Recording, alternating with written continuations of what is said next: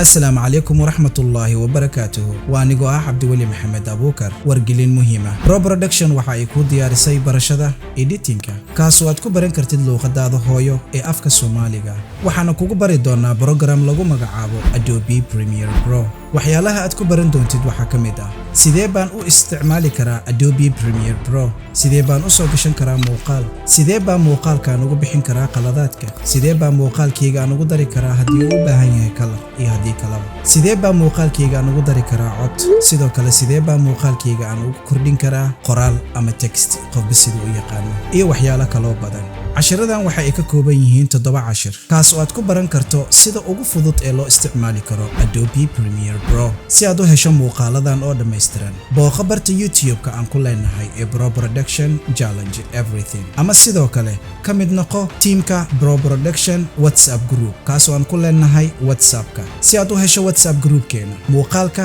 aad daawanaysid korkiisa waxa ku xusan link kaas oo ay ku qoran tahay WhatsApp group klik ku sii automatically waxa ku furmi doono WhatsApp-kaaga waan kaaga mahadcelinaynaa sida quruxda badan ee aad inoola socoto waxaan idinkaga tagayaa sida iyo nabadgelyo assalaamu calaykum waraxmatullaahi wabarakaatuh